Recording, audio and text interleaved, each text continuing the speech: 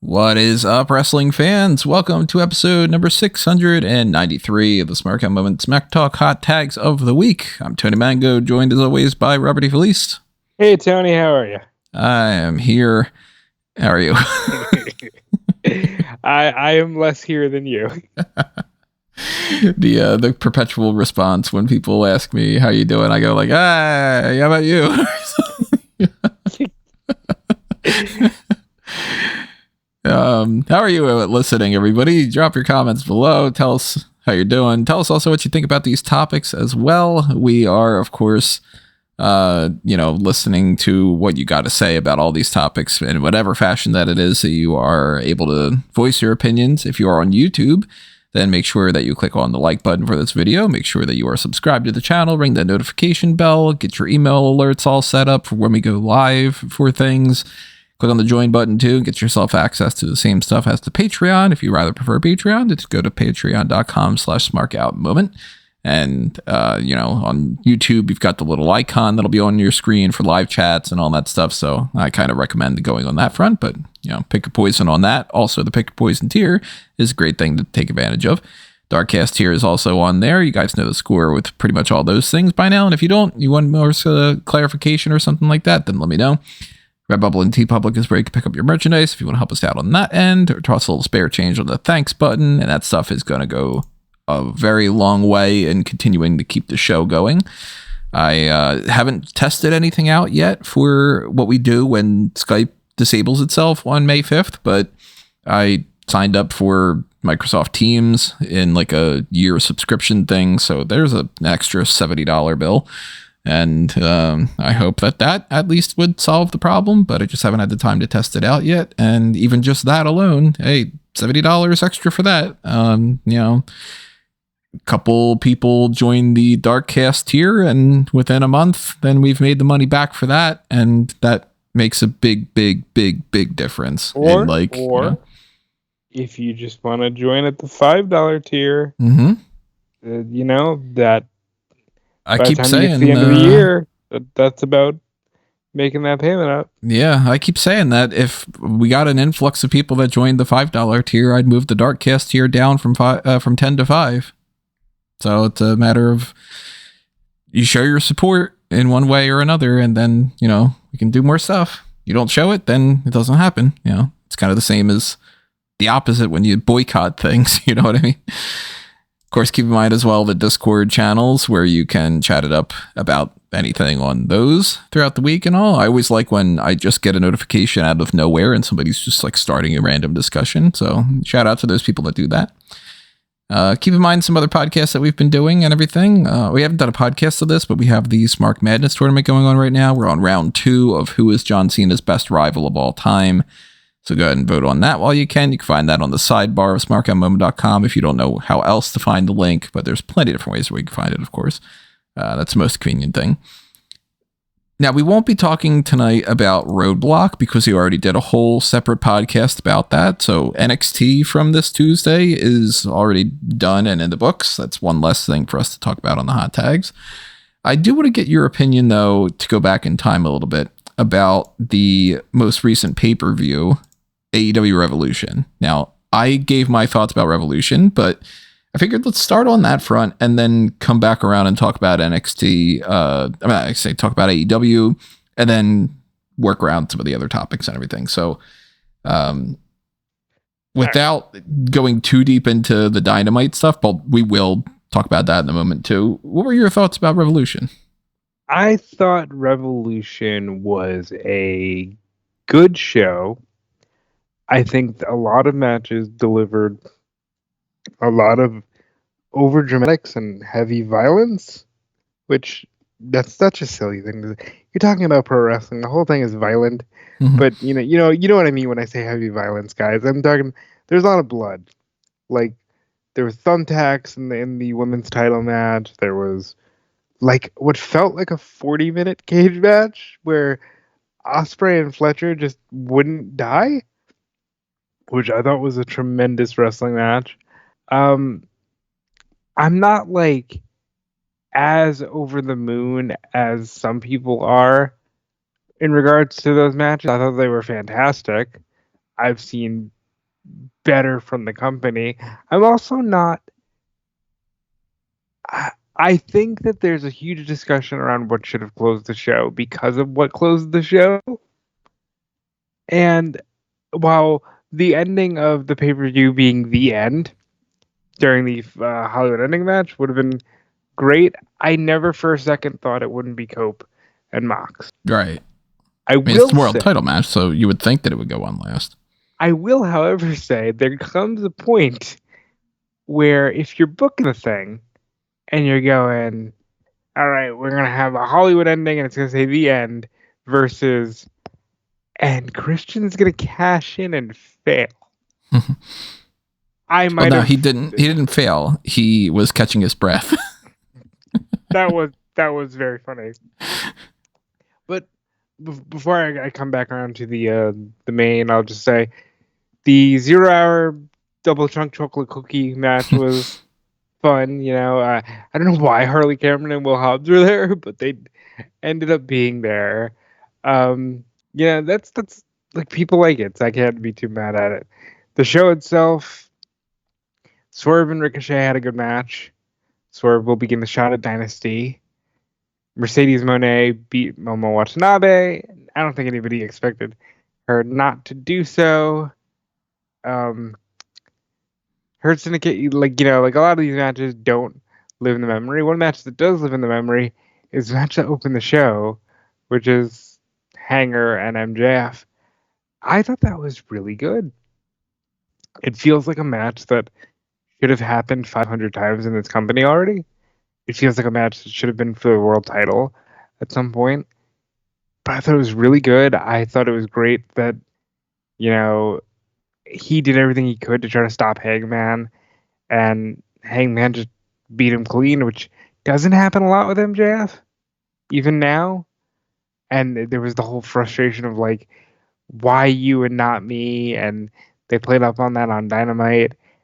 I think we're getting around to Hangman babyface, which I'm gonna be honest. Once you get there, let's just keep him forever. People don't want to boo this man.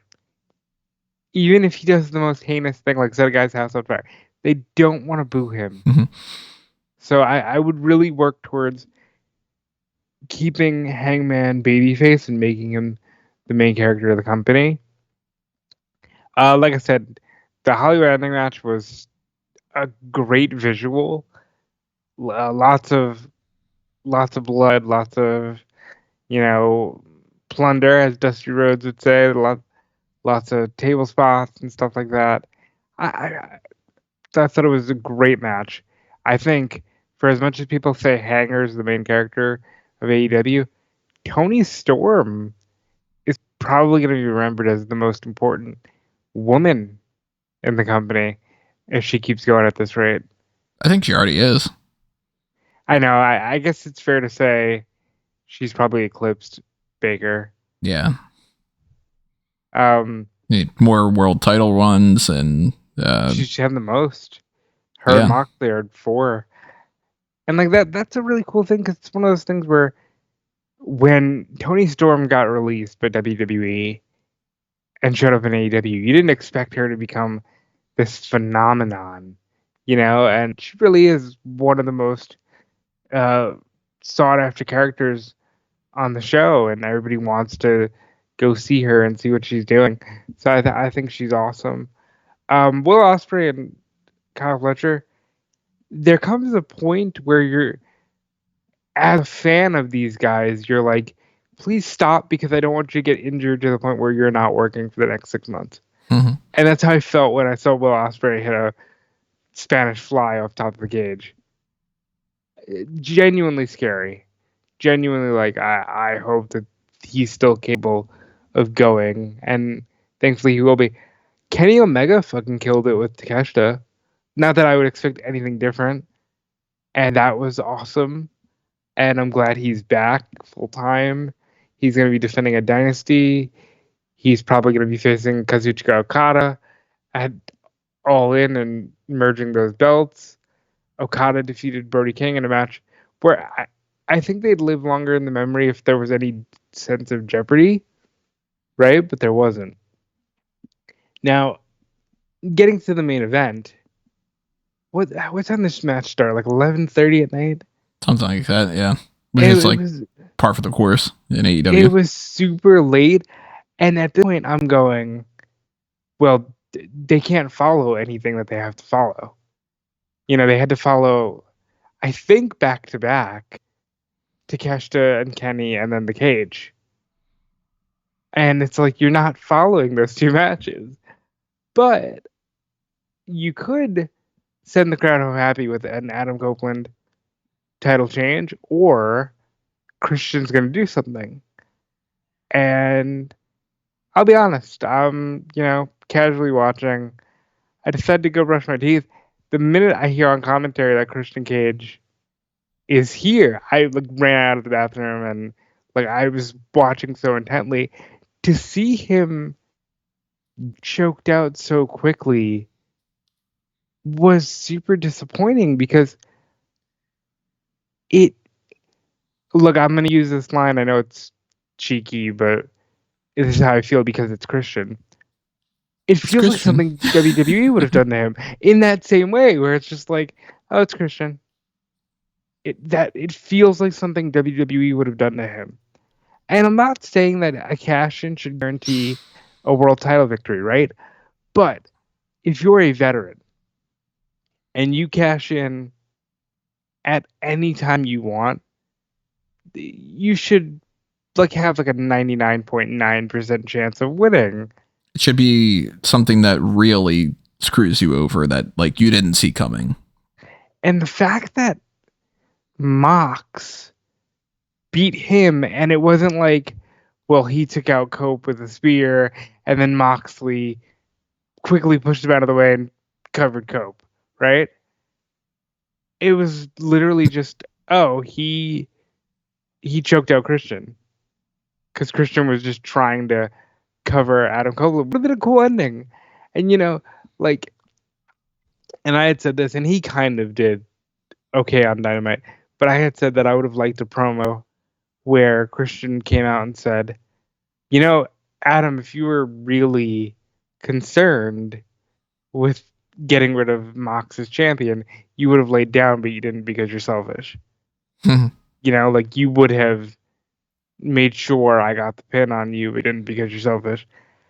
And it just sort of felt like, why does Adam Copeland at this stage in his career need an out for losing? Why did Christian go away for a while and then you threw away the whole contract idea? And then now everybody's like, well, Swerve just has to beat him. Swerve just has to beat Mox.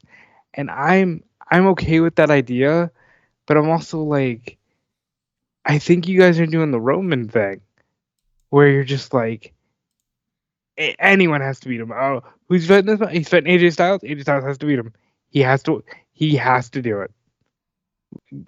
I get that you're bored of the Death Riders, but I don't know if Swerve is the guy they have in mind. I will say, if he is, then I gotta think Hangers might be the guy winning the Owen Hart tournament. That brings up an interesting topic from Dynamite. And you and I both had the same reaction to this, which was funny because when you sent it to me, I was like, that's funny because I was thinking the same thing. Will Ospreay comes out and he cuts a very WWE promo where I thought it sucked. Which means that if he hears this, I'm going to be on his shit list because he can't take criticism. Yeah. Well, I think you're good. Yeah, not like it would matter anyway. But he decides to cut a promo. He's like, all right, well, I'm going to put over Kyle Fletcher. And then I'm going to talk about how are they married or is it just his girlfriend? I don't know if they're officially married, but the missus keeps yeah. He does for that Alex Windsor as his wife. And look, I didn't think it was a WWE style promo, but I definitely thought it was a very it was just sort of cheeky and it didn't land. with the audience. Even like people were just sort of like, this is kind of cute, but what are you doing here? Like, what's the point in this? We were supposed to laugh at this. Oh, okay. All right. Well, anyway, what are you out here for? And talks about how she's upset at him because he jumped off the cage, whatever. Then he's like, anyway, this is the point of the promo. And he goes, I want to win the world title, but Cope has a match next week. He has a street fight, for anybody that's curious, against Mox.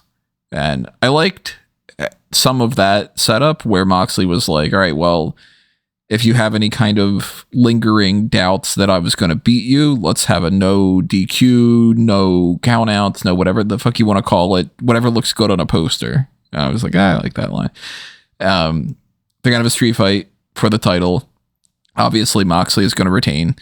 And then since Cope has that title shot next week and Strickland has his title shot lined up for Dynasty, Ospreay's like, well, I can't do anything about that yet. So I'm going to completely skip over everything that happens in the meantime and just say, I want the world title shot for All In Texas, and I'm going to win the Owen Hart Cup in order to be able to do that. So here's the funny thing is, and I know what you're saying, because the message I had sent Tony is, well, I guess double or nothing doesn't mean shit anymore.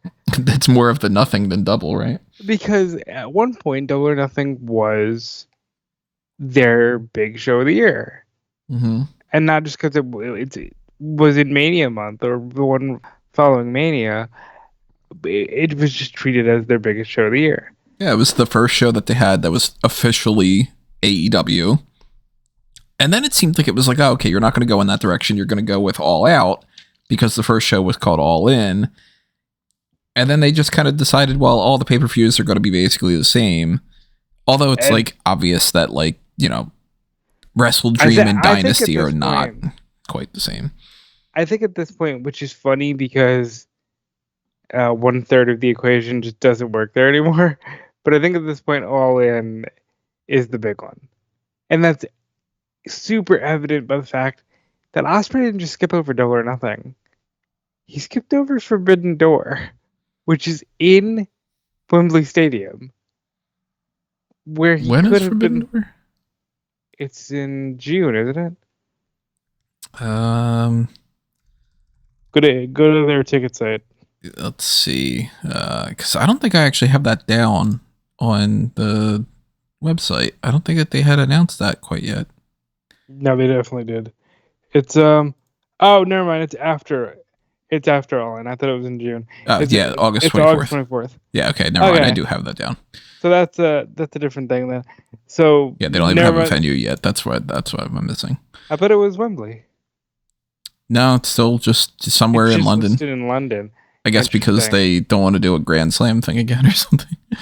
Interesting. But all right, so that makes a little more sense than what I was going to say. Him being they skipped over Forbidden Door in London to go straight to All In Texas. I don't love the idea of doing that because I'll be honest, I don't like it in WWE either.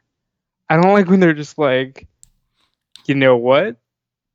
WrestleMania. It's October. Like, what are you doing? Yeah. I hate that idea. Because you have matches that you can have at any point in time. We just saw the Women's Championship change hands on Raw. We've just seen tag title matches, and we've seen, you know, NXT has Roadblock and stuff, and AEW has those shows. They do more special episodes than anybody. So there's gonna be something in the meantime that's either it's before Dynasty, after Dynasty, after Double or Nothing, and still before All In. But obviously they are very much in the boat of, we want All In to be our big show every year. That's our WrestleMania going forward. And we want to tease things months in advance because we want those tickets to be, you know, selling a lot of seats. So I don't dislike that they're trying to build that up if that's the biggest venue and they need to sell those tickets. But I also look at that and just go, well, then you didn't even announce that the Owen Hart Cup is happening with the finals being at Double or Nothing. You just skipped Double or Nothing entirely. I thought that Double or Nothing is where it starts. And this is, again, another one of those crazy things of like, why, why are you announcing that you're in the Owen and you want a title shot in 4 months? Do you know what, am I being a stick in the mud? Do you know what I mean? Why are we just doing this thing where we're just and sit tight, especially with an angle like the Death Riders, right? Where it's all right, does he have to be the one that dethrones Mox now? Because if so, then you're foreshadowing that the next 4 months of programming for Mox might not matter. You just want Ospreay to be the guy to beat him. I don't think it needs to be that way. I do think it can be Swerve beats Mox, Hanger beats Swerve, and then maybe Ospreay and Hanger have a match. But I don't know. I just feel I want more, not week to week booking, but I want people to make me excited to tune in next week. For example, you're already Cope's not beating him. I wish that wasn't a foregone conclusion. I wish there was a chance of hey, maybe Adam Copeland's going to be the AEW World Champion. Or even maybe that title changes hands and then changes back, and then there's some kind of a, there's something to it. But to me, I end up just being okay, well, he's not going to win that. And they already had set up as well, too, which this also made no sense to me. Ospreay's I don't have the opportunity to fight at the next week or at Dynasty, so I'm just going to skip till July. And Switchblade later on in the show goes, yeah, I don't like the idea that Swerve is number one contender, so I'm going to fix that, and I'm going to figure that out, how to get into there. So that made me feel Jay White's going to try to fight Swerve for his title shot, but you don't have a lot of time before Dynasty. So that's is that just on an episode of Dynamite, and it's just that means to kill some time? Probably. But even still, if you can challenge Swerve for that, why doesn't Ospreay? Right. I hate when they do that. And again, this is an anti-AEW thing. No, it happens in WWE sometimes too. I don't like when any wrestling company is just the rules that we threw out last week for to give you a good example, the Brock Lesnar title run effectively killing the 30-day rule. Yeah. Was insane. And now it's just a time where nobody has to defend their titles ever. I hate that. One of the things I would do is, if somebody said you're in charge of booking right now, I'd bring back the 30-day rule, and I'd bring back the automatic rematch clause rule. They were overused, yes, but they're good rules. And I think sometimes you just need some good rules. I would say, hey, if Ospreay wants to be in the Owen, that's fine, but that means we're doing blood and guts at Double or Nothing. We're not going to fuck this show. I'd be all right, so Double or Nothing is blood and guts this year, and it's, we can throw Ospreay in there, and he can be the winner for Team AEW versus Death Riders. Just if I'm doing it, I'm already thinking, well, what am I going to do to make Double or Nothing special? Because I literally just had a promo where I said it doesn't matter. But like I said to you on Wednesday, the latter half of the promo where he sets it up was nice. I thought that was a good promo. He threw out the idea that it could be Swerve, that it could be Cope. But he really hammered home, hey, Moxley, I'm coming for the crown. Which makes me think, oh, shit, we got Mox for another 4 months. He's hey, Moxley, I'm coming for you. Moxley, I'm coming for you. He's gonna do How do you like those chants? I kind of like them. That's, there's a means to get your point across without becoming something that you're gonna get kicked out of the show or something. I don't know. Obviously, if they have a plan of doing something for Double or Nothing that makes it worthwhile, they didn't say it yet. So right now we're in that lull of you should have done that because now you've opened yourself up to this kind of criticism. And by next week, hell, by Collision, they might already announce something that ends up being like, all right, well, now this makes more sense and it's better. But just by doing that, I was like, all right, well, then that kind of means Swerve's not going to win at Dynasty and Ospreay's going to fight Moxley. And I guess we wait until July 12th or 12th, 15th or whatever it might be. Well, I'm not, because remember, there's always the idea that Swerve does win, and maybe Ospreay loses the Owen, and it's Hanger, and it's a swerve for no pun intended, because Ospreay will get the shot in London. You know, when's Darby supposed to be back? That's also my problem. Is like, I like the idea that it's Darby. I don't know when Darby's supposed to be back. Is he actually climbing Mount Everest this time? I don't know. It seems like he wants to, at least, but I haven't been following anything that's really been happening with that, so I don't know. Yeah, I haven't heard too much, but I don't know. Like, I would still like it to be him, but I wanted it to be him at Revolution because I thought the symbolism would have been nice for the whole year after Sting retired thing. But I guess we'll see. So in the future, Ospreay is going to go through the Owen Hart Cup. Nobody else has been announced for it. It hasn't been announced to start or end at a certain time or anything, which also kind of means if they end up just going with Ospreay, that's going to be even more of a sign that like Tony Khan's kind of doing the thing that had like, it's not quite happening as much lately in WWE, but there was a while that there was a stint where WWE would completely forecast everything. And it would be like, okay, the first person that declares themselves for the Royal Rumble wins for like 4 years in a row. And like the one person that comes out to challenge for a championship wins that title at WrestleMania and like, you know, like different things like that. And look, Okada just went through the Continental Classic being like, I'm the first person in this and I'm going to win the whole thing because here are all the reasons why. And then he just goes ahead and does it. So I'm just kind of looking at this and going, all right, Ospreay's going to win the cup and we'll see what random collection of people Tony Khan feels that would be a good match. That would be a good match. That would be a good match. Cause that's, you know, when is Ospreay fighting Brody King? And because Brody King's the guy when it comes to that. He just throws him in. He's like, that'll be a good match. And that's about it. And they'll throw some other random people in there and they'll do it like that. And, you know, we'll come back around to it in the future. You know who I want to see in the tournament this year? MJF. It'd be nice to see him do something a little bit like that when he never does. He's always doing his own side thing.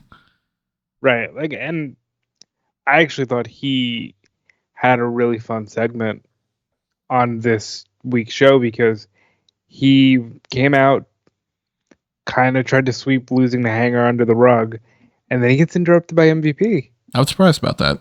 Did not see MVP coming out. And my immediate thought was just like, oh, good. We're doing something new with him. And MVP tells a story about how, you know, he met Max when he was a young kid. Max asked him for advice. He offers him a spot in the Hurt Business, and Max is like, yeah, I don't need anybody. Thanks, but no thanks. And I was world champion, and MVP just goes, the key word there was, here's my card. Like, take the card. And Max does. And then there's a brief backstage between him and Hanger where Hanger's like, I see through you. I see your mask slipping. And I'm kind of excited to see what they do with Max because talk about main characters. He was the main character for a while, and I think the world title run really hurt that. But he definitely deserves to be doing a little better than he was doing before he was working with Paige. So where do you think that this MVP thing's going to go? I think he's going to consider it for a while, but ultimately turn him down and get his ass kicked. And maybe he'll team with somebody for the tag titles. But I can't think of who he'd team with. Yeah, who would be his friend for that? Unless it's one of those, like, odd couple scenarios with him and Paige. I see that I don't want, because I feel like Paige is going to be locked in with, the Owen or Swerve or something world title related. Maybe it's Jeff Jarrett. Wait a minute. Yeah, and they're going to make so much MJJF merch. You laugh, but you know I'm right. MJJF. Not where I would go, but you never know. What else happened on the Speedball Mike Bailey. Oh, that's right, Speedball. He's winning, and he's gonna have a banger with Kenny at the pay-per-view. That's awesome. I don't think he's gonna win, actually. Who do you think's gonna win? I think Ricochet is. So it's interesting because there's also the idea that Kenny had a stare down with Shibata. And I think it's either going to be Speedball or the winner of Shibata and Ricochet. It's certainly not going to be Mark Briscoe. It's certainly not going to be Mark Davis. It's not going to be Orange Cassidy. I never count Orange Cassidy out. I think Orange Cassidy in other scenarios would be one of the top picks. And right now he's just kind of filling that void of like, well, we always want to give him something to do.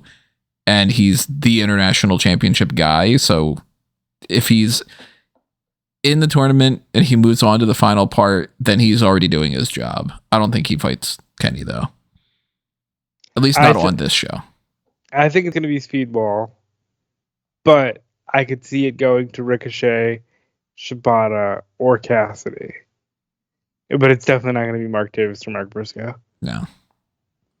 I think Briscoe beats Davis, Ricochet beats Shibata, and then Ricochet pins either Cassidy or Briscoe. I could see it because they'll have a really good match, but I think it's gonna be Speedball because I think he just came in. What better way to show off the shiny new toy but to put him in the ring with Kenny Omega? It's a good way to put him over. Get people to pay attention. What do you think of him? The little bits and pieces that I had seen of him before, he always seemed like he was a fun guy. And there's nothing that I can really like fully connect to as far as like a wow factor. But I can see him just like having lots of good matches in the future. So I like him. Yeah, I think he's awesome. And I think even if he has the match with Kenny, and then it becomes like a collision staple for just good matches, that match with Kenny will live forever. Another AEW topic that we have, though, is trademark. AEW Spring Breakthru. I don't love it, don't hate it. It seems like people can't quite figure out what to do with the Spring Break name, like Spring Breakin' for NXT, which is dumb. Spring Breakthru feels to me like that should be some kind of a tournament. Yet, if they're going to start the Owen Hart Cup, I don't know why they would do that at the same time, and they're already doing this little mini Eliminator tournament. By the way, I always hated that term, Eliminator. To me, that does not mean number one contender, and I hate that that's become like a term. Eliminator to me is you eliminate people, and it's like an elimination match. And if it's just like, oh, it's an Eliminator tournament, shouldn't that just be you eliminate a bunch of people and that's the end of it?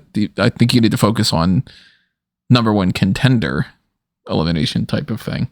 Yeah, but that's just me nitpicking. That's been their thing since day one. They're not losing that. No, they're not. Yeah, it's one of those terms that AEW does that. I don't like it at all, and they're never going to change it, especially because they don't know who the fuck I am. So, and they wouldn't care even if they heard this.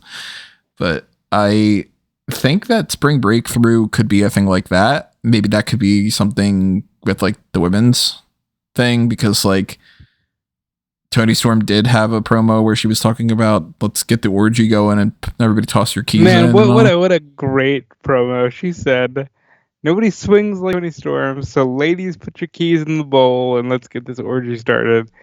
Like, okay, sure. Like, and then got attacked by Megan Bayne. So it just seems like it's like, all right, Megan Bayne's gonna fight her next. I mean, isn't rule number 1 consent? I don't know how those parties work. I'm assuming the keys alone are the consent, but somebody out there explain me the pineapples and all that shit. It's like upside down pineapple. I don't fucking know. I don't have that interesting of a life. I'm shocked. Like, I bought a can of pineapple the other day, if that counts. Is it like a betrayal in your house if anything other than a mango walks through? Let's see. Anything else actually that happened on Dynamite that's worth talking about? We'll just wrap up that. Max Caster keeps getting killed, which is always fun. I'm trying to think. Double checking my notes about this. The Ops beat a bunch of jobbers.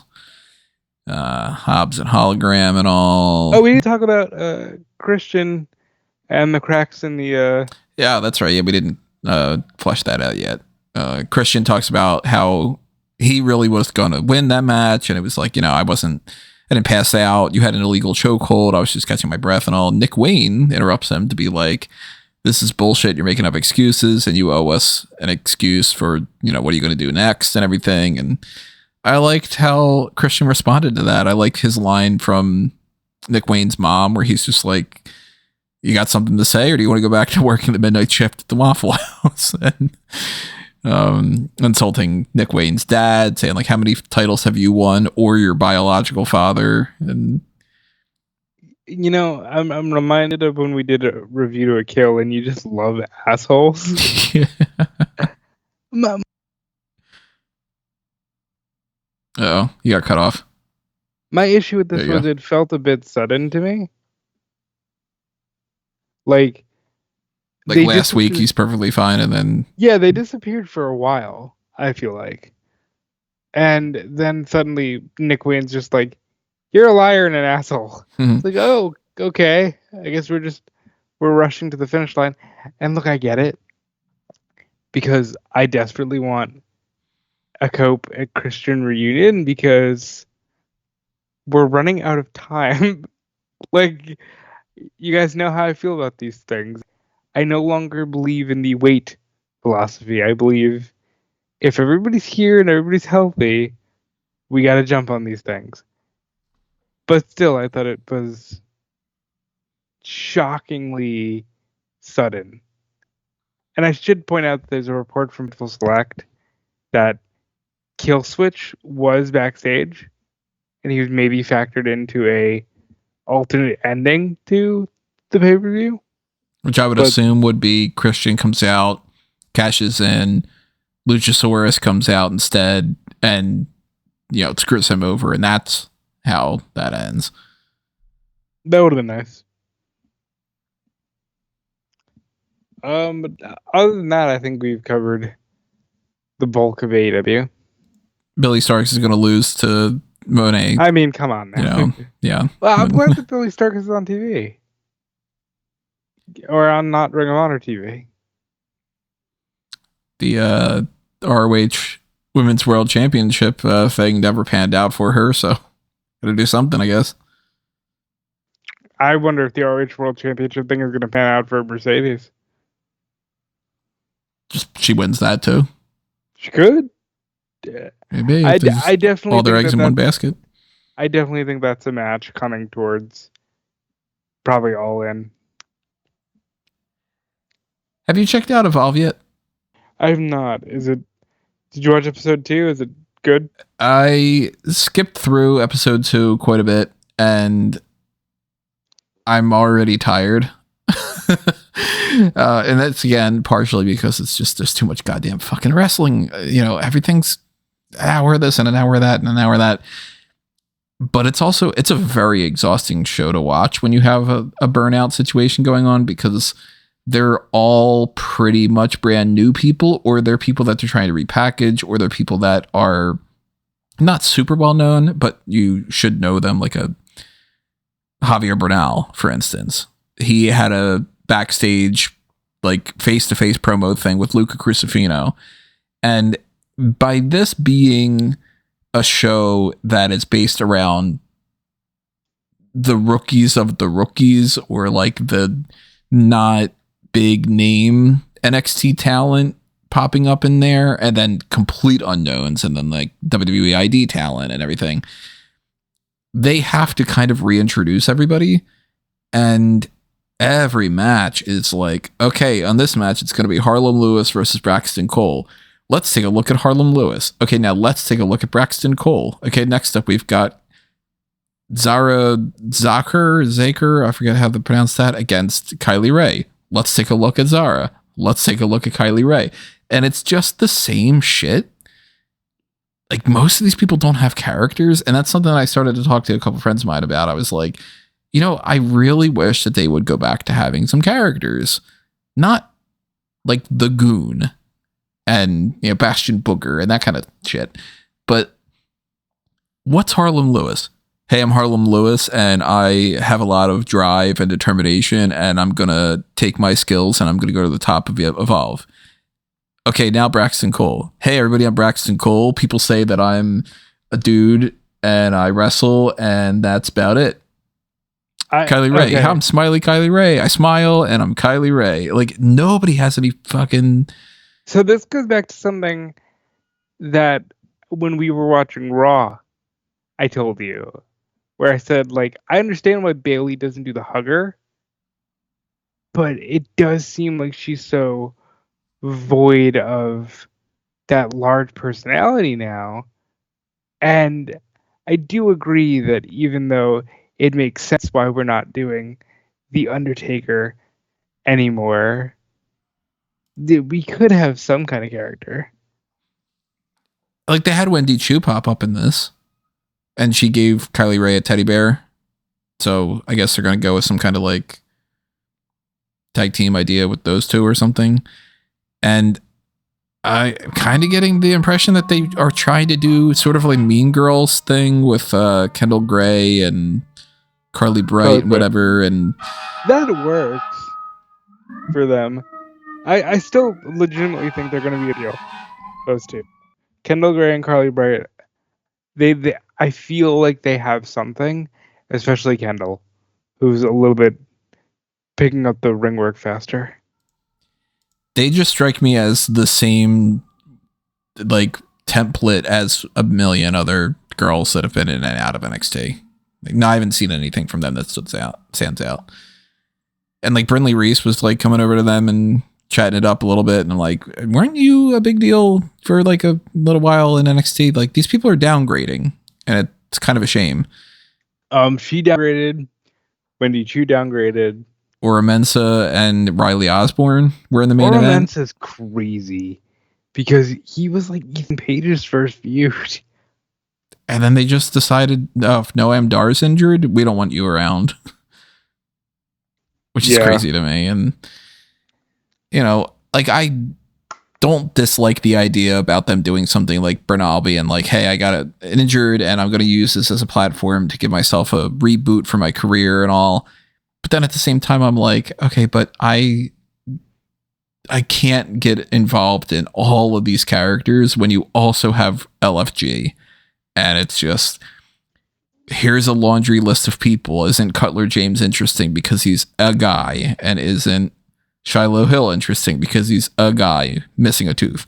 And like, it's pretty exhausting to watch these. And between the two, I still think that LFG is the more entertaining show.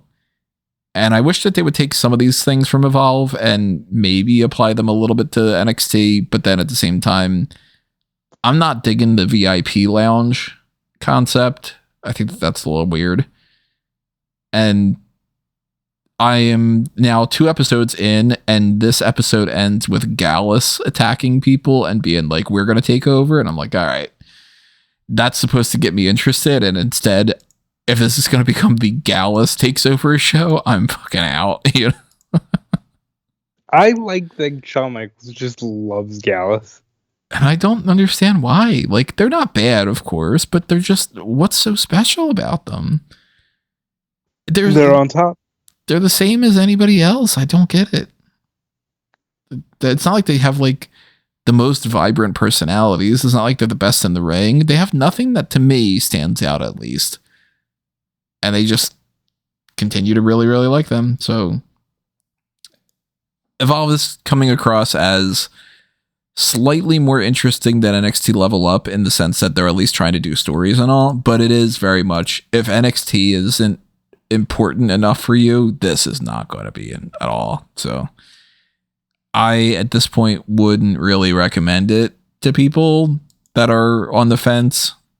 Maybe they changed my mind. I don't know. I'm still going to do coverage every week, but I'm going to skip through a very, very large amount of it.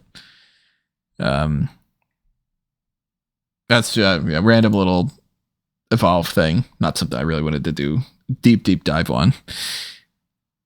TNA Sacrifice. Let's talk about that if we're talking about things that I don't really watch. I watch the pay-per-views. I watch so much TNA. Let me tell you why I'm sad. SmackDown's on at 3 p.m. and I'm like, oh yeah. And then I remembered TNA's on. Oh boy. And so, at a glance, what do you think about this TNA card before I run it down? This looks lame. And I guess that's because it's not a pay-per-view. It's a TNA Plus special, which is their like NXT Roadblock wasn't a pay-per-view. It's a special episode. We're just doing it on another night and you have to pay for it. It's like we're going to do like a B-level tier pay-per-view. So we're not going to have like most of the titles on the line or whatever. But I look at this and I just go like, all right, so the main event's a steel cage 10-man tag. All right, so I'll start with the pre-show. First class is AJ Francis and Casey Navarro take on Laredo Kid and Octagon Jr. Probably just a strong win for first class. That's where I'm going. Steve Maclin takes on Frankie Kazarian. I'm going to guess Maclin gets a strong win here, but Kazarian still has the Money in the Bank style call your shot trophy. Thing, yeah. And he has a better win-loss record right now, so. Mance Warner taking on Sami Callihan street fight. This was birthed from the crazy-ass departure of PCO, where he smashed the digital media title on a GCW show as a shoot. Thankfully, they had Steph DeLander reemerge with a prop title and her real-life boyfriend, Mance Warner. And he's fighting Callahan. They haven't actually acknowledged what they're going to do with the belt. But this should be a fun, brawling-style match. I'm going Mance Warner. I would go Mance Warner as well. Mike Santana against Mustafa Ali. Both these dudes want to be world champion. The story going into this is we're just doing the whole Santana's a recovering addict and Ali's making fun of that. Ali's got his new cabinet with Tosh Steele's in the good hands. He's still just largely doing the political gimmick. I'm going to go Ali because they made a point to say Santana hasn't been pinned in 6 months. Exactly why I'm going with Santana, because I think he's the guy that's going to beat Moose for the X Division title. Which, by the way, Moose is going to retain over Jeff Hardy. Yeah, okay. We could go there. Ladder match. It's 2023. I wish. It's 2025. Jeff Hardy in a ladder match. I don't know. But Moose will probably retain. It'd be cool if he didn't, though. Okay. There's Tessa Blanchard against Li Ying Lee, who was Xia Li in WWE, and Tessa Blanchard isn't losing because she's still brand new to the company. Yeah, and she's being built up, I'm assuming, to beat Masha Slamovich. Okay, and that already, Masha Slamovich is going to retain over Cora Jade. I really want Cora to win. I really, really, really, really, really want Cora to win. She deserves to win something, for God's sake. I think it'd be cool to have an NXT talent holding the TNA title. But Masha will probably win. There is the Rascals against Wesley, Tyson DuPont. The Rascals and Ace Austin against Wesley, Tyson DuPont, and Tariq Ige. I'm guessing the TNA team wins, but as you can tell by the inflection of my voice, I'm not sure. I just think they're a stronger unit, and these three can be used to give TNA a strong win. And it just makes more sense for TNA people to win. It's TNA show, after all. Okay, then there's a handicap match for the TNA Knockouts World title. TNA Knockouts World Tag Team titles. Spitfires, Danny Luna and Jody Threat against Ash by Elegance, Heather by Elegance, and the Personal Concierge. So they're doing the thing where you get the manager in the tag title match. I'm guessing the heels finally win. Dana Brooke finally becomes a champion. Finally. Well, outside the 24/7 title, which doesn't matter. We don't count that. I'm guessing because the Personal Concierge is in there, he'll get the pin for them, and then they'll do like a weird, like Freebird rule. But I think the heels will finally win the titles. They should. And then there's the steel cage. They're going to say, and then there's Maud. Come on. And then there's the steel cage match, which is, you can't make this up, folks. I'm dead serious. It's one of those matches that's like, oh, it's TNA being TNA. Like, I'm talking like from Tony's perspective, who doesn't really watch TNA. This feels very, oh, this is TNA being TNA. Because it's the Colognes. Yes, those Colognes. Primo and Epico. Their names are Eddie and Orlando, but Primo and Epico. Teaming up with JDC, who was Fandango, Brian Myers, who was Kurt Hawkins, and Eddie Edwards, to take on World Heavyweight Champion Joe Hendry, Matt Hardy, because Jeff is preoccupied, Nick Nemeth, Dolph Ziggler, Leon Slater, and Elijah, formerly known as Elias. Yeah. Elias. This just feels like the biggest hodgepodge of people. It's very TNA in the sense of, man, these people weren't as big of a deal 15 years ago. You know? The heels had the advantage. I guess this is like a War Games cage. Right. The baby faces have to win here. See, I'm leaning towards the heels win, and that they use this to give somebody, I'm assuming Eddie Edwards, the like next shot at Joe Hendry, or that Nick Nemeth turns on Joe Hendry. But then keep in mind, everybody, I don't watch Impact. So when I read these outlines of things, and I'm like, okay, so Ryan Nemeth used Nick Nemeth's title shot against Hendry, and then I'm like, I don't understand any of what's happening. So I can be completely outside of the realm of possibility on that.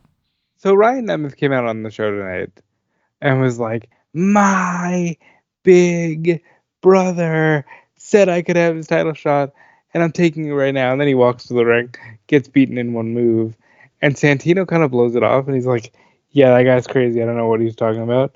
So I'm hoping that they didn't have him waste the Nemeth match, but I guess we'll see. So I'll be doing live coverage. I will be doing live coverage. It should be a good show. We'll see. I'll be going into it with my certain expectations, and yeah, it's up to them to prove me wrong.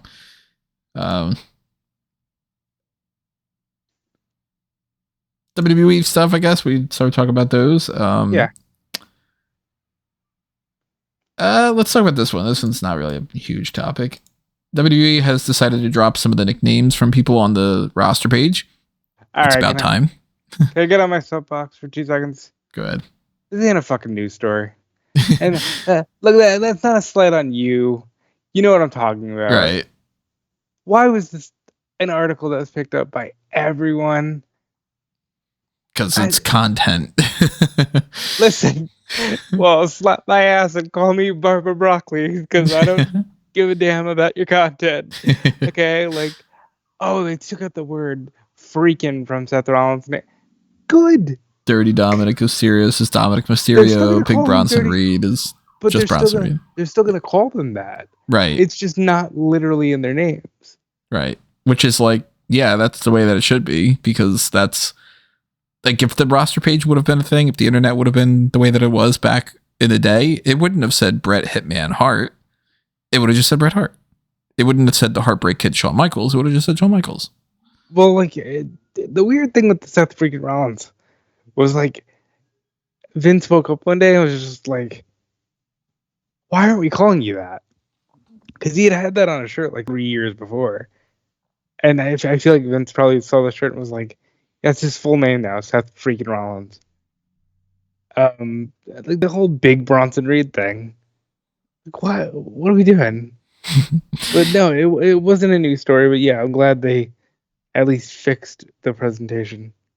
Yeah, I am a fan of them going back to just having those names. And it's not like that they can't call them that. Like you said, like they could just continue, hey, Big Bronson Reed, whatever. Okay. But then you just don't have that on his like nameplates and shit.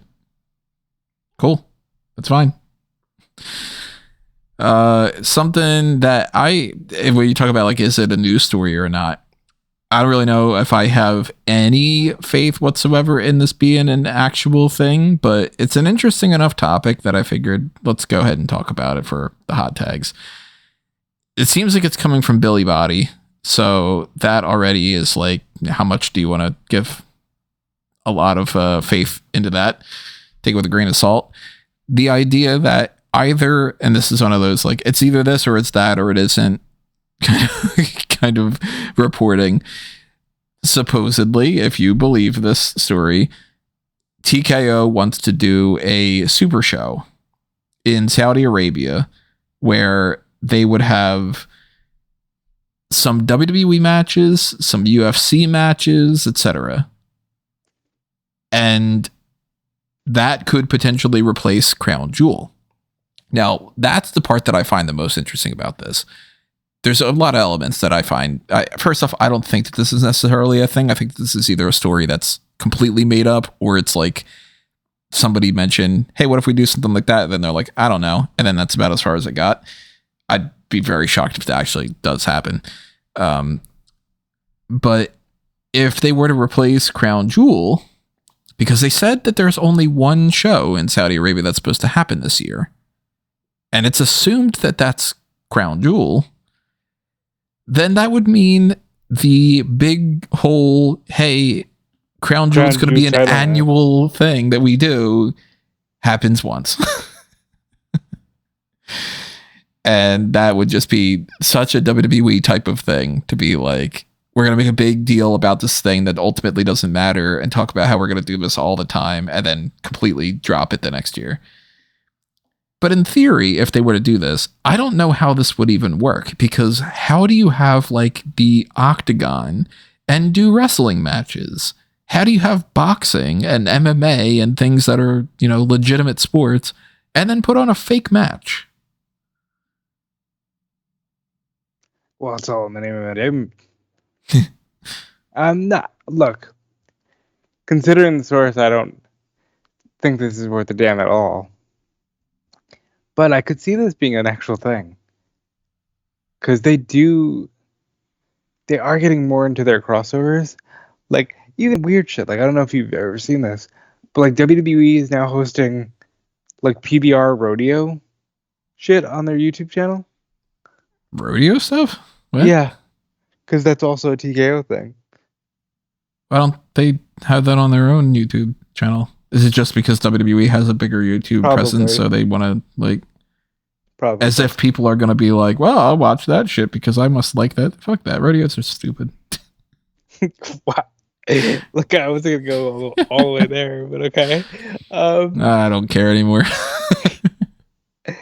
No, I think, again, it's something that could appeal because they do have the whole boxing thing, but I ultimately think bullshit. I think it's pretty much bullshit. Yeah. I think that, again, at most, maybe somebody pitched this idea in some kind of completely out of touch business meeting thing where somebody's just like, synergy. And then they're like, ooh, I like the word. Like I have a very low thought process about a lot of people these days for a lot of different reasons. And we're going to talk about another one of them in a moment. But one of the people one of the types of people, I should say, that I hold in very, very low esteem is anybody who is some kind of a corporate person. I feel like we're seeing nowadays that a good 75% more are completely just, they're dipshits. Like they fail upward. They don't know what the hell they're doing. They never should be a business person. They never had an inkling. They just like sucked the right cock or something and got into that position. Wow, that was really heavy. I mean, yeah, somebody's got to do it if it's that heavy, right? But I think that most of them are just dumb, and it's like, movie producers that just go like, I'll put it out there, I'm never going to work at Sony at this point.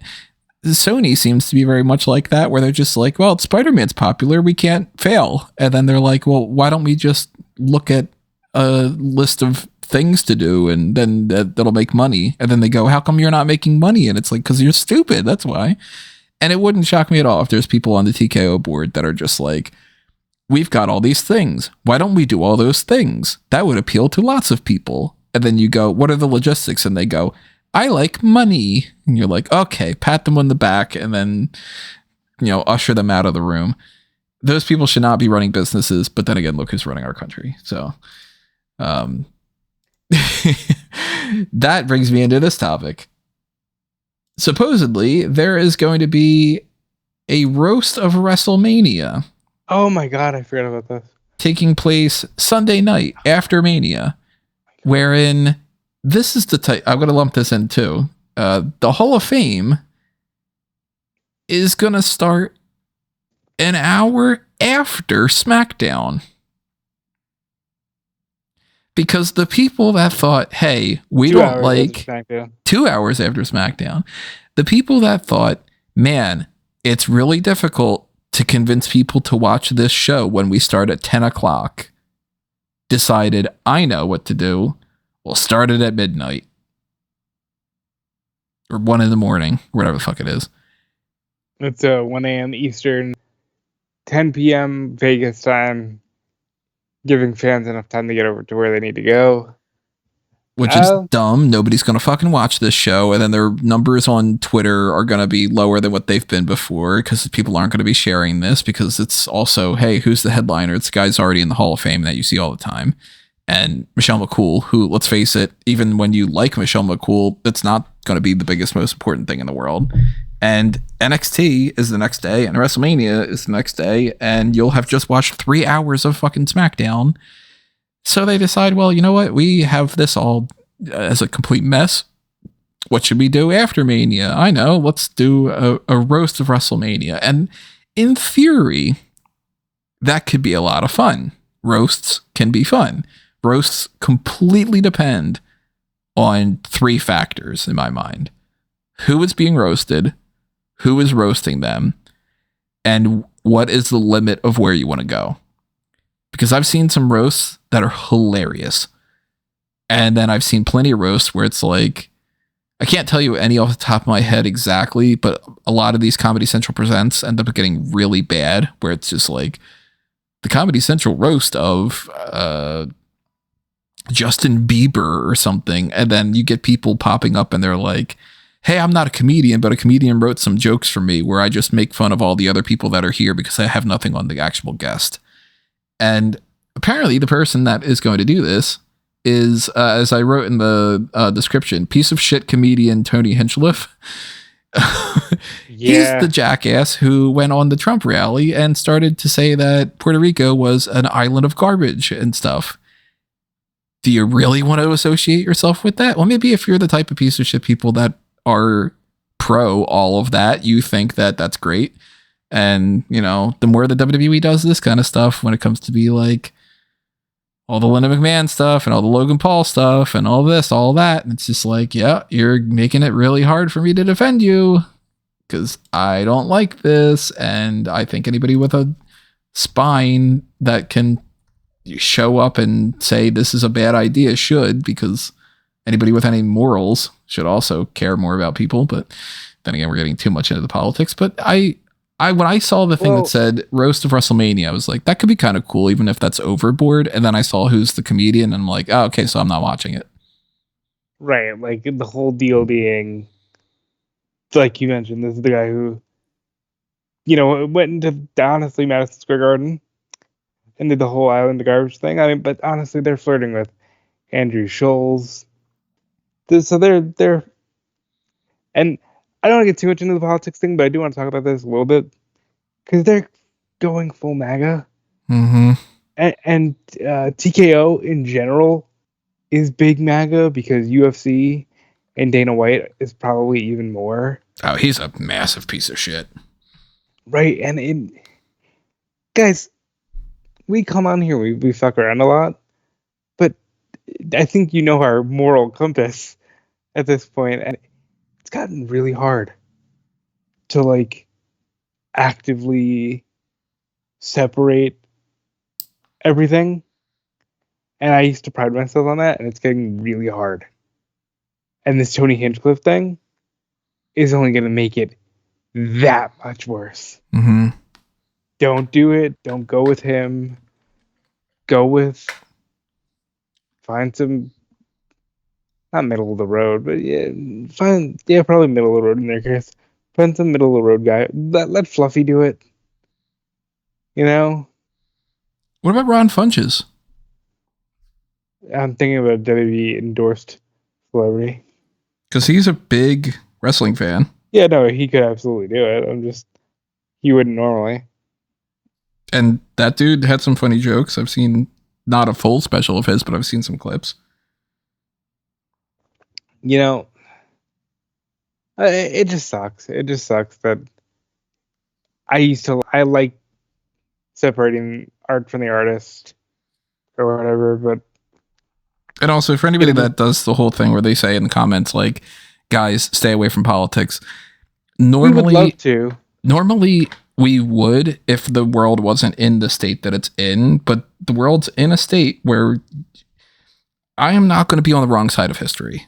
I'm not going to be the type of person that says I kept my mouth shut about the world falling to hell. And yeah, I think that a certain side of this aisle is disgusting. And the more that you normalize it and the more that you just go like, yeah, but it's not this part of it, or it's, well, they're not targeting the people that I am aware of yet, or all that stuff, the more that you allow the rest of the stuff to happen. So I don't want more and more of this to be okay. I don't like when I'm watching Raw and these fucking Hulk Hogan commercials pop up and it's all like, oh, motherfucker, do you want me to drink my piss beer or whatever the fuck he says? I don't know. Like, no, fuck you. I don't want you on my screen. I wish that you wouldn't be around anymore because you've tarnished your legacy. If you would have completely disappeared from the public eye 20 years ago, then you wouldn't be in a position where Seth Rollins can go on an interview and be like, yeah, he's a piece of shit. Which good for Rollins. Like that, reading that, I was like, hell yeah, I like him more now. Well, yeah? the quote from Rollins I liked was, Hulk Hogan's been nothing but good to me. That doesn't mean he's a good person. Right. Which I think is an important distinction. But anyway, I would love to stay away from the politics. I really would. Like, I hate how much it's dominated every aspect of everybody's lives. Every aspect of everybody's lives. Like, well, except for the people that want to just bury their heads in the sand and be like, I think everything's great. I love paying this much for eggs. Yeah, it's my point being, Orange Man bad, roast of WrestleMania not good if you're gonna have the most controversial of all the MAGA comedians do the bit. And also just like, maybe at this point, if you want to cram everything into a 2.5 day span, maybe it's time for us to start moving some stuff away from Mania. Because if you want to do the roast of WrestleMania, and you want to do it Sunday night after Mania, who the fuck is going to be wanting to watch that? Now, is this like for like the locals, or is this for TV? The report that I had read was that it would be in the same arena as the Hall of Fame. Yeah, I'm fine with that, but like, is this just a fun thing, like a winding down event for people attending, or are you going to air this? I'm assuming that they would air it. But then again, who knows? And like, we're in an era as well where WWE, to a certain extent, doesn't care if people are watching certain things live. So something like this, they would be like, well, we're putting out that content, and if you want to watch it, you can watch it on Monday if you wanted to. We don't have to air it live and have you watch it live. But then at the same time, the cycle moves so fast that I know, I'll just put it this way. I asked people that are friends of mine that are into pro wrestling. Not a single person is interested in watching this. And on top of that, I know that even if they would be, everybody is just going to watch night 1 and night 2 of Mania. If they watch anything else, they're going to watch NXT. If they watch anything else, they would watch the Hall of Fame. And then this. But by the time that Raw would come along, they would be like, yeah, I'm just going to watch Raw. I have too much fucking wrestling, and I'm not going to watch that on Monday. And then Tuesday comes along already, and they've just watched Raw, and they've forgotten about this roast thing anyway. But maybe do something for fucking SummerSlam. It's going to be a 2-night show. Why don't we do the Hall of Fame around SummerSlam instead? Or do this roast thing around then, or, you know, like. I agree. So if it ends up being a thing, if it ends up being this comedian, I'm not going to watch it because I don't want to support somebody like that. I recommend everybody else to not watch it either, and to just spam the stuff when it's happening with, like, you know, we don't support this guy and all. And if you do support him, then I don't know why you're still listening to this podcast, because you should know by now that we are not on that same wavelength. And, you know, but a positive thing, because I don't want to end off on that kind of note. And this is something that broke days ago, but it happened after we did broke like 12 hours after yeah, after we recorded last week. Lex Luger is going to be inducted into the Hall of Fame. Okay. And that is so good to see that he is going to be inducted when he's able to actually be inducted. Like, we've waited too long for so many different people. Like, Vader didn't get his induction. Sid didn't get his. Luger seems to be doing a little bit better than he's been for a long time. And I'm hoping we get a situation where he can stand up and, like, give his speech or something. He stood up to hug Cody. Mm-hmm. So I'm hoping we get a stand-up speech. Look, Lex Luger is controversial in some ways. Mm-hmm. He's forgotten in a lot of that's the weird thing. He's forgotten in a lot of ways. In the sense that, like, it's been 30 years. So now a lot of people really only think about him and they think, oh man, he jumped ship from WCW or WWE to WCW and I kicked off the Monday Night War. And it's like, it's bonkers to me because this dude headlined multiple pay-per-views for both companies. Like, he was in WWE for 2 years, and in those 2 years, he headlined, I think, the first year and a half until they completely got off the experiment. Like, he's a Royal Rumble winner. He headlines WrestleMania. He's a WWE champion. Not like the official headline, but like he's fighting for the championship match. You know, he first got to slam Yokozuna. That doesn't mean as much now, but it meant a lot back then. Former Four Horsemen, WCW champion. Beat Hogan at the peak of the NWO. Like, Luger is a very important guy during a very important era. So the fact that he was just not around for a while is crazy. So I'm glad he's getting the opportunity to be recognized. And, you know, maybe have a happier ending to his wrestling story. I know he recently did an interview where he's like, I always just hope and pray that one day my kids will talk to me. So I understand that there's more to his life than just the wrestling aspect. But considering how that ended for him, I'm glad he's getting a nicer, swan song. And like you said, I've seen way too many people get posthumously inducted when it wasn't needed. So I'm glad Luger's going in. Now, I am assuming DDP is the guy that inducts him. I don't know what his contractual status is, but if there's ever a fucking time to bring out Sting, those are the two main people. It's Luger, like, just because here's the thing: there's no, like, I don't want to see Flair do it. No, he could have done it once upon a time. Flair's going to make it about himself if he does it. I don't see him do it.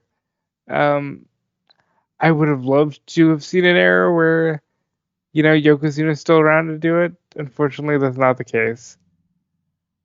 I don't want to see Hogan. I don't want to see, like, you go down the line. If you can't get Paige, which I wouldn't be able to get DDP or Sting, the only other person I'd accept would be Kevin Nash. And I think that there's fun stories to tell. Like, I think Luger deserves this more than anything. I really do. And I hope that he gets to, stand up at least. Maybe they get Cody to do it. I don't know. But I hope he gets to the happy ending. We'll talk again about Luger when we come back around to this and do our little, like, one more match. Oh, by the way, according to an interview with Sportskeeda, the natural disasters have seemingly been confirmed. Which we talked about last week. Yeah, but I'm going to say it again. Like, what are we doing? Fucking Demolition. And, like, I understand I'm just going through it right now, and I'm probably a little more sour on things than I'd like to be. But, like, I like Earthquake. Love Earthquake. I think Typhoon's awesome. But as the natural disasters as a team, come on. I don't think either of them gets there on their own, though. I think Earthquake does. Then why not induct both of them and just be like, hey, they did these things separately, I'm not against inducting both of them. I'm just saying when the other two rumored options were the Hardy Boys and Demolition, how we'd land the unnatural disasters. I put up a question of the day for EWN that I thought was kind of fun. I'm going to get your opinion about, of if you were going to do, and like how they did like the new Midnight Express, which of course, like whenever they do that stuff tends to fail. If you did a new natural disasters, obviously Bronson Reed is one of them, and he's Tsunami. Like, that's a given. But who's the other one? It's Otis, and he's Mudslide. That's exactly what I went. I literally went exactly Otis and the name Mudslide.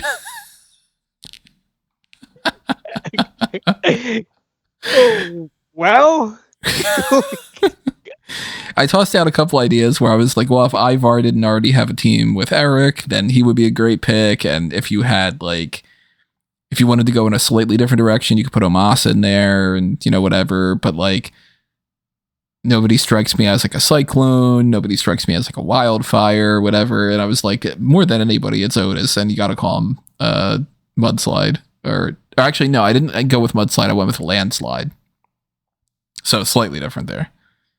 Yeah, and then you don't do the Caterpillar anymore. You call that like the the Landslide something or other. I don't know. It's hard because you're not going to do like you're not going to have like a flood or a drought or a tornado, Like, put him in a tornado tag match though. I can't even see it being like a heat wave. Like, so it would have to be something like, and if not, if not mudslide, then like avalanche. That was another one that I was thinking would have been my name for Ivar. You got to go along those lines. You know, mudslide / landslide. Otis, yeah, that's teaming up with Tsunami Bronson Reed. Yeah, I think I did an article about that actually. I think Bronson Reed had told, I think it was Chris Van Vliet, where he's like, "Look, if this thing doesn't work, I'm just gonna grab Otis and we're gonna be the natural disasters." Did he really? This is. I think. Hold on, let me check Fightful. That's great if that's the case. All great minds thinking alike. Natural disasters 2.0. The new natural disasters, and then you just look at the news. Bronson Reed says, "Oh yeah, look. Oh yeah, I did write this. Bronson Reed says his natural disasters 2.0 name would be Tsunami, and Otis could be Landslide." See? Some things just work, and that now if that's the case and everybody comes to the same conclusions on their own, then it needs to happen. And I wrote this article because I said crazier things have happened in WWE. Heidenreich was a member of LOD, Leaf Cassidy was a rocker, and Carter joined Judgment Day. What's the update on you thinking about the Judgment Day's new member thing? And what do you think about, we didn't talk about Raw. Chad Gable comes out wearing a luchador mask that says American Made on it. And then later on in the episode, they show somebody else getting escorted out instead of Chad Gable. I think I thought it was funny. It worked for me. I think it's hilarious that he's like, I need to wear a mask to beat you people. To understand lucha, you have to buy a mask for like $400 or whatever it was, and then just put it on and you got it. It's like wearing a Green Lantern ring or something. Be the new member, like Aleister Black? So here's my theory, and I could be slightly off on this. I could be completely like, wow, you took a shot and it wasn't the slightest bit close to what's going on. But they're dancing around a lot of people and they're moving like they had, like, for instance, again, I'm going to bounce around on a couple of these things. They have AJ Styles look at Braun Breaker and they're like, okay, we're teasing a match between those two. And then AJ Styles does the whole thing with Logan Paul. Now that's not guaranteed yet, but it's like, all right, it's going to be AJ Styles versus Logan Paul in some fashion at WrestleMania. I'm thinking 4-way until I see otherwise. That's kind of where I'm going a little bit here too, because Braun Breaker is going to have a match for the Intercontinental Championship next week against Finn Balor. And if they're already doing that next week, then that means that realistically, it's not going to be Balor versus Breaker singles match for the Intercontinental title at WrestleMania. The whole thing with Balor and Dominik Mysterio having their little spats could mean that Dom gets thrown in there, or we can come back around to Logan Paul and AJ Styles, or it could be all of them. But the whole thing with adding a new member to the Judgment Day realistically should happen before Mania and factor into Mania.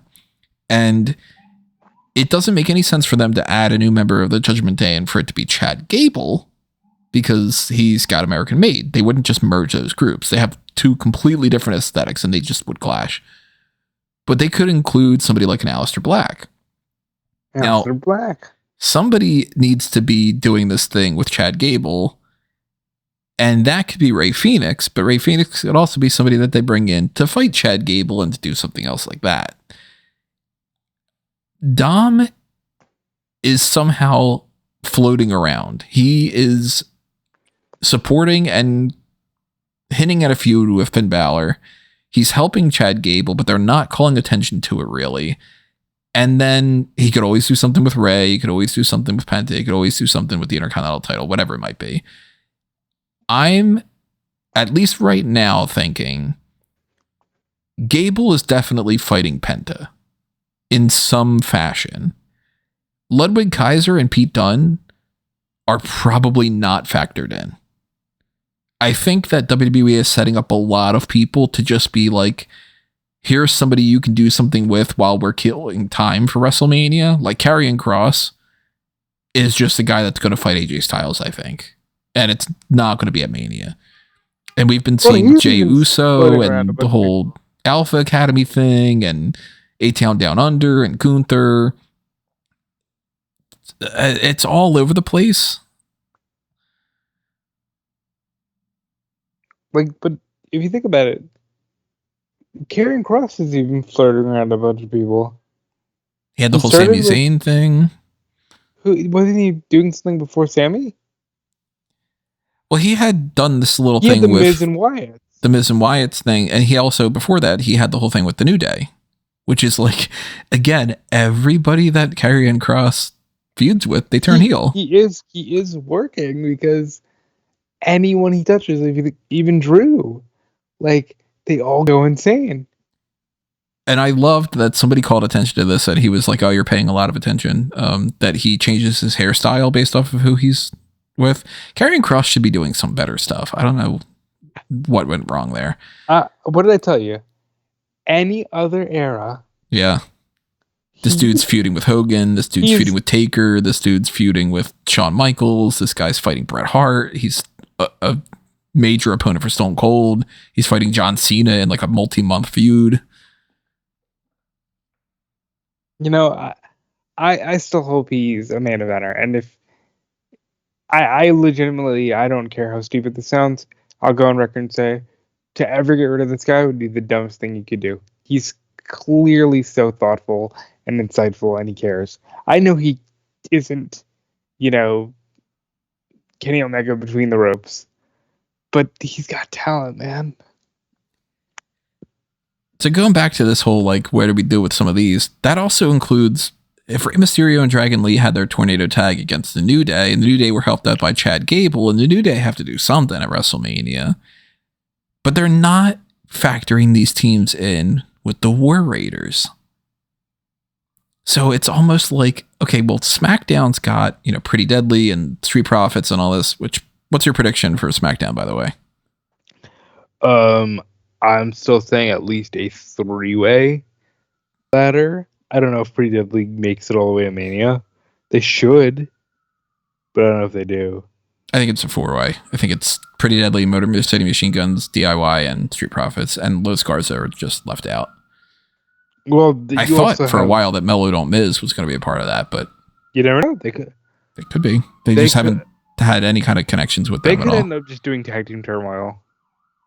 Could be. On one hand, and maybe not do the ladders. But the setup with that is a little bit more, as much as it's like, well, there's like 7 teams that could be doing something. This will stay at least a little bit more straightforward of like, they're all kind of hovering around those titles minus Mello Don't Miz. But with Raw, it's just like War Raiders were just beating Creed Brothers. And I'm starting to think maybe I'm completely off on this. It kind of wouldn't shock me if it ends up being like LWO and Penta and Rey Fenix, and maybe you even throw in like War Raiders or something, and then you have like New Day and Creed Brothers and Chad Gable, and you just like merge all these teams and do like a 10-man tag or something just to get people on the card. I wouldn't hate it if WrestleMania was a one-night event. Because why are we doing this when you have 2 7-hour shows? What do you mean you can't get everybody on the card?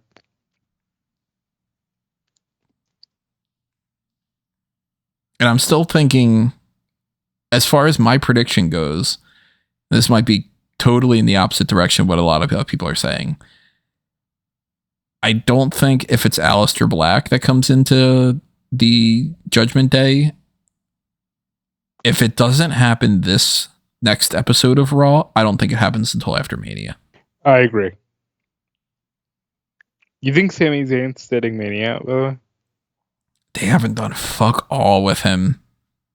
Well, they did write him off effectively. And right. I actually think it wouldn't be the worst thing. I always go back to both Edge and McFoley have had times in their careers where they've been like, oh, that's what you got for me? Yeah, I won't be on Mania. I think sometimes you need to take that stance of like, yeah, Mania is awesome, but I also need to be doing something important there. And Drew McIntyre. Yeah, he probably should have also taken that stance. I like Priest. Yeah. And I think Priest is getting way too much hate lately. I don't know where that came from. Priest is fucking good. He's not a top 5 guy. And, yeah, I mean, if you start comparing him to no, you're like, why is he getting so much hate? He's not a top 5 guy. He's one of the handful of guys now that they rely on to be a TV main eventer, but when the pay-per-view comes around, he's not winning anything special. So people have, like, they're latching on to that kind of, okay, you're not important. I could get back on the soapbox, I'll try not to, but like, there's a huge problem where people are just like, this doesn't matter because it's not being booked in a specific way. And I think that needs to go away as well. But, that's for the people that crap on Priest and say, like, well, he's not on the same level as Roman, I point you to Sami Zayn. Also, and I go, well, he's never won a world title. Why do you feel differently about him? Is it just because he hasn't? And Priest has, so now you can do the whole thing where you don't like a guy because he's already won the title, Yes, he Kofi. Yeah. No. See Dolph Ziggler, see Dolph Ziggler, see any of Edge's runs as champion, see Christian, see everybody pretty much except for Finn Balor, and the only reason that way Finn Balor doesn't get the same treatment is because he had a champion for a 20-hour run. Yeah. Yeah, I completely agree. I don't know why people hate on Priest. I like Priest. He's in a tough spot, where he's still finding his way, even though he's a little older, and I think overexposure in the Judgment Day didn't help him either. But I don't know. I like Priest. Oh, we also didn't even talk about how LA Knight won the United States title back. Yeah. The funny thing about that was we were thinking it might happen, and then when the rundown came out that they were main eventing, it was like, okay, prepare the post. Yep. Had that written up ahead of time. Because he's just winning. And I really think that we're missing an opportunity here to transfer that belt to the Priest McIntyre program, to the solo Jacob Fatu program. And I don't want to see, for that matter, I don't want it to be LA Knight versus Damian Priest versus Drew McIntyre versus Solo Sikoa versus Jacob Fatu. I want full, just Fatu against Solo separately. I'm fine with LA Knight, Drew McIntyre, and Damian Priest in a 3-way. Triple threat, I should say. Just in case, Whatever floats your boat. I could see them doing a quick program with Melo Miz. With the US title, you mean? Yeah, because those three kind of have that brash attitude, and I could see, you can't ever count the Miz out. You can't ever count LA Knight out when it comes to the mid-card title, and Melo should be doing it. But that'll be an interesting program to see what they end up doing with LA Knight. And it's weird that we're not that far off from Mania, and Melo Miz is being incorporated into 2 different feuds right now. It's going to be on SmackDown in a few hours at this point. It's going to be the Miz TV segment with Cody Rhodes, and then Melo has a match with Randy Orton. So I'm assuming that talk, and then Randy Orton comes out, does something, and then Maybe Kevin Owens attacks Randy Orton or something, but none of those have anything to do with LA Knight. So yeah, they're either like that was not. something I was flirting with because it makes sense to me knowing the personalities. There's a chance, and I hope that this isn't the case. I hope that they have other plans in mind. There's a chance that Miz and Carmelo and a lot of other people are just in the Andre. I'm still wondering when the Andre is going to be. That too. They still haven't announced it yet. I'm assuming based off of the track record that they've had that they're going to do it on the SmackDown prior, but they could always easily just not do it, and they could just do it on Raw or SmackDown, or they could do it like not at all. Like there's a lot of different. They're not going to do it at Mania. We know that. Should be on the pre-show. You're going to have 4 fucking hours of pre-show time. You should do that. And you should do the women's version of that, and it should be the China Memorial Battle Royal, but, I could pitch that for 10 fucking years. 8th Wonder and 9th Wonder, guys, it's right there. It's in front of your face. It really is the most logical thing that they could do, and you get a lot of people on the card, and then you give somebody a win like that, and you could have, because I still don't think Jade Cargill is going to have a singles match against Naomi at WrestleMania. Absolutely. Oh, let's talk about that. What did you think of that segment? The melodrama. Bianca Belair's like, I want everybody to know that I'm an actress now. Yeah, Bianca Belair's like, I'm not going to be here in 3 years. I will be doing some kind of movie. I'm going to follow that up with my spot on Raw where I'm going to be slapping EO with Rhea, which that too. The Naomi thing I thought was over dramatic. The EO thing I thought was interesting enough as a means to make it the most obvious thing of everybody's counting out EO, even though I still think the reason why everybody's counting out EO is because you're only throwing her in there because you want EO to, flip around and stuff. But the Naomi thing, I love the memes that people are putting out there because it's very much I did it for The Rock. So I saw a picture that somebody morphed her face with Rikishi's, and it was I did it for Bianca. It works because that's her father-in-law, right? Runs in the family. I think Naomi, I thought it was a great segment. It was complete melodrama, and it's not necessarily my thing, but I'm like, oh, there's people out there that are going to eat this up. And Bianca is really going all in between her reactions in the chamber to just the reactions to Naomi. I'm not convinced that she wasn't involved yet.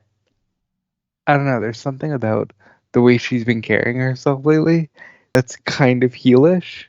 With the sunglasses and there's just been a little more swagger to her. And I'm like, maybe. But at the same time, why would you let your friend get the shit beat out of her if you were in on it?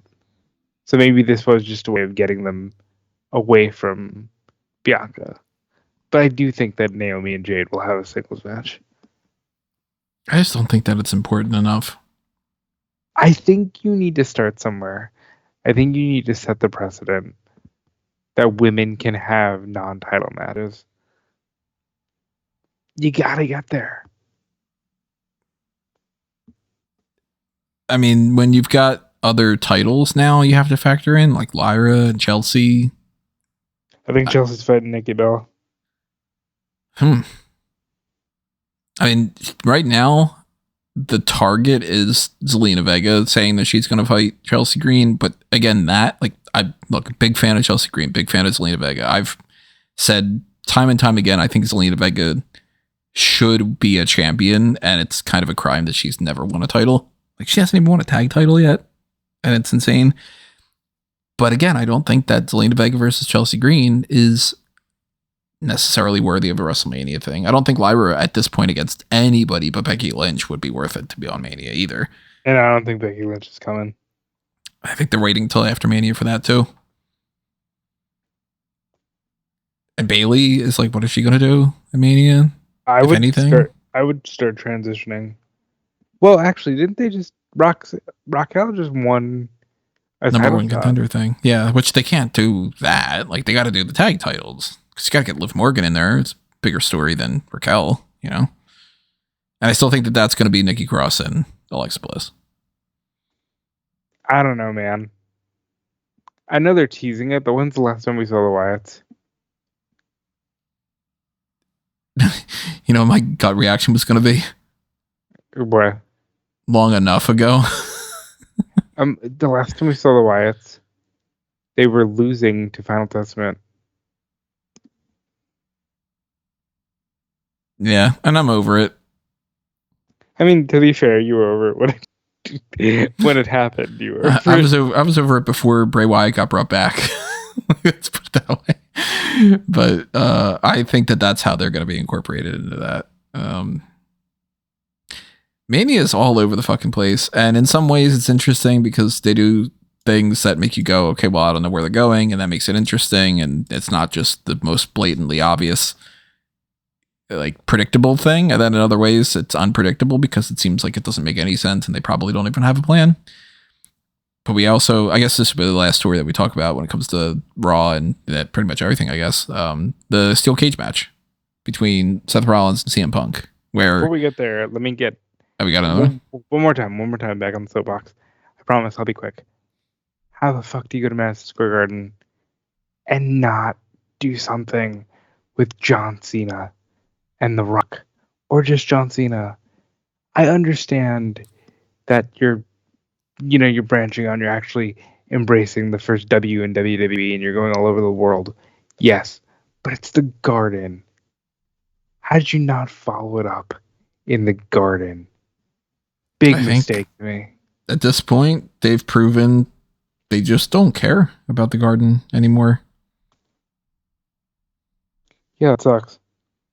I think at this point, they're like, yeah, we can always use that as a go-to thing and people are going to care about it, but it's got so much stock built into it with that idea that we don't need to put any effort into it because everybody's just going to assume it anyway. It's like the wrestling venue equivalent of when you have a really good worker that you could always take advantage of.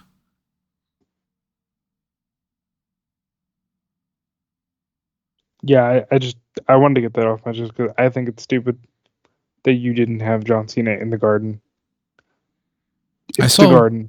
Something, I forget who it was, so I'm sorry I can't give you any kind of credit to it, but somebody was pitching the idea that if you want John Cena to get a lot of heat with this, is it Belgium that they're going to be at on Monday? Or yeah, something like that, that he shows up via satellite. No. And I'm like, it would get booze. It's a good way to fuck around. I don't know. But they had a big angle at the end of this Raw, so they were like, okay, well, we're giving people this. And it's Roman Reigns returns, and he pulls Seth Rollins out of the cage, so Rollins wins by escaping the cage, technically, and gets beaten up. And then Seth Rollins gets pushed out of the way with CM Punk's time to get beaten up by Roman Reigns. And in one hand, it's like, okay, big angle, Roman returns. Oh my God, these three people are going to fight. Isn't that the most amazing thing and all that? And on the other hand, I look at it and I go, okay, but nothing happened. He just beat up the people that beat him up earlier. So I know I'm supposed to, as a fan, go more nuts over this. And I'm not saying I hate it because everybody does the whole thing where they're like, oh my God, we were saying that's the worst thing that ever happened and you wish that these guys would die or something. It's like, no, my God, why you do this extremism shit? But I do kind of feel like, all right, well, at this point, I need you to tell me why these three are fighting in the story aspect. And it's not just three people that want to be in the main event and aren't in there, so they're just fighting each other. I need to know what this Paul Heyman angle is. And I need to know if this is going to main event the first night, I need to know why it matters that much. I have gone on record 1,000,000 times saying Sid versus Hogan should not have been that main event. It was Hulk Hogan's final match. At least it was booked that way. I think at the time that mattered enough. Like, with these three, I think the best thing to do would be make it for a world title shot. Whether it's the WWE World or the World Heavyweight, make it for a world title shot for the next night. And just have this on Saturday. By the way, I am very much at this point hoping that Gunther retains. You mean you don't like Yeet Man Jones with his the Alpha Academy spear and his super kick and his splash? I don't care about. Like, yeah, that's fine. Everybody has 5 minutes of doom. That's fine to me. I don't like the presentation with Alpha Academy. No, because what are we doing here? Well, you waiting for that 6-man tag that's going to happen inevitably? Oh yeah, with the A-Town Down Under. Woo! A-Town Down Under and Gunther, because Ludwig Kaiser and Pete Dunne are getting jobbed out to on a repeat cycle to Penta for some reason, who has more of a feud going on with Chad Gable with his mask and stuff. Like, it's either 2 weeks from now, 3 weeks from now, a month from now, either these things are all going to fall into place and it's going to be like, wow, you took us on a real windy path to get to these things, or we're going to look at Mania's card and we're going to go, how the fuck did you get here? And what do you mean Kofi Kingston's in a singles match against Andrade?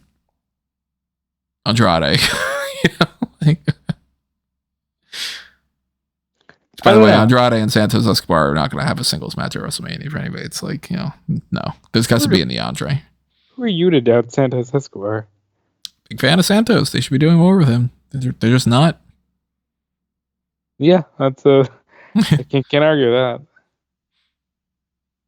So this is a week where I look at it and I go, wow, there were a lot of really good things that happened. There were a lot of really interesting things that happened. There were some interesting twists and turns. There were also some twists and turns that I think were done pretty poorly, like the Will Ospreay thing. There are also some things that are confusing, and maybe in a week I think more highly of them. And then there are some things that I think without a shadow of a doubt that this was stupid. It's really all over the place. And we got SmackDown in the middle of the afternoon. It's going to be Friday afternoon SmackDown. And eventually Monday afternoon Raw. Maybe they have something in their minds that it's going to be a big thing for Barcelona. Maybe not. Because they've shown plenty of times about now. You could treat this as like a big show and you could be like, oh my God, we're going to like the title changes and we're going to do this, we're going to do that. And then other times they're like, they're going to be so damn starved for content and we're just going to have like, you get to say whoa when Cody comes out, that they're like, we don't need to do shit for this and you're going to eat it up. Yeah, I don't like that. I'm never going to support that type of a build. I miss the days of everything. You didn't have these like part-timers to crutch on, and everything was just like week to week you're getting major build because everybody's there every week. And I understand it's a different era and I'm old like a cloud, but damn those clouds. I thought I'd get it out there. So that's all I got for the hot tags for this week. We're on a 2-hour mark for this event. Are we really? Oh, we're at 148 according to my calculation. I think it's just the fact that you and I can just ramble, ramble and talk, and it's just like. And we didn't even ramble on some topics that we could have. You mentioned Barbara Broccoli. We could go into the whole Amazon thing if we wanted to, but that's more of content. It's more of a Fanboys Anonymous thing. I will just say don't. I also don't like the word content. Yeah. Content sucks. I want to be content, but I don't want to have content in that regard. But hopefully you've been enjoying our content and hopefully you want more of it. Content with our content. And you're not contemptuous. It's close. Share your support in whatever way that you can on all the different platforms, the Darkcast here and different things that we mentioned before. Of course, check out things like the Fantasy League, with Callum being still in like recovery. Some of that stuff has been kind of just behind the scenes, but we are rounding out that season with WrestleMania. So some pretty important points and trades and stuff going on. I'm apparently winning. I swapped out. I forget who I dropped, but I ended up picking up John Cena. I think Callum got Penta. And do you make any trades or I forget? I did. I dropped Jimmy Uso and Chris Sabin, and I picked up Jimmy Uso. There's another guy that's not doing anything nowadays. Yeah, that's why I had to drop him, because he's not doing anything, and neither is Sabin, unfortunately. I thought they would be champions for a while. They're not. Yeah, okay. I traded Jimmy and Chris for Chelsea Green and Raquel Rodriguez, and I doubled the points for Obafemi, Bianca Belair, and Gunther. I had that in my head earlier today. I was just like in my head perpetually hearing Obafemi's theme. It's a good theme. Gets stuck in your head. So yeah, share your support. Follow us all over the place. Go to the link tree at anthonymango.com or amangotree.com, and you'll find a bunch of different links for you to follow on different platforms. Follow me at Tony Mango on a lot of those, and follow Rob. Yep, follow me over at Dude's Release. Stay tuned to Fightful for my work that, actually pays the bills, and maybe stay tuned for some more stuff. I've been out of my normal setup for well over 2 months at this point, and it's kind of crazy, but soon enough we'll be back, and we'll see what happens after that. And we will be back with another podcast coming your way next week, but we don't know what it's going to be yet. Now, I don't know if it's going to be the Darkcast first or if it's going to be whatever the main event is, but both of those are completely up in the air. Haven't figured out a game plan yet, and that means if you've got any suggestions, drop them in the comments below, send a tweet, post something on Discord, whatever it might be. I am taking all suggestions of what you want us to do because I haven't thought of anything yet. So if you have a particular segment in mind that you're like, oh, you guys haven't done this in a while, like I want a Mount Rushmore, and you got an idea in mind or something. It's been a while since we did a Mount Rushmore, actually. I think it's been we did one in October or so. So we're way past due when it comes to Mount Rushmore. And we haven't done Superstar Scores in a long time. I haven't thought of anything from Miss this Mark of wow, I've never seen this and that kind of a, approach. I was trying to think of something WrestleMania based, and I was even trying to think of maybe another variation of the whole thing that we did now 4 years ago, which sounds incredibly crazy, of the WrestleMania main event fantasy booking. That was in 2021 that we did that. Seems like it was fucking 2 years ago, but okay. 4 years ago is crazy. And instead, I started to work on that card, and then I'm like, crap, I'm coming up with pretty much the same card I came up with the last time. So I ended up just ditching that idea. But, any suggestions you guys have, let us know. And if we figure something out, we'll let you know. We'll end up having it up on the site, on the channel, all that good stuff. So thank you for listening to us on any platform that you are. Thank you for showing your support in whatever fashion that you do. Make sure you hit the like button. Make sure you're subscribed. Donate a little money if you can. And stay tuned for the next one. And we'll see you then. This has been another Smark Out moment. And we're being counted out.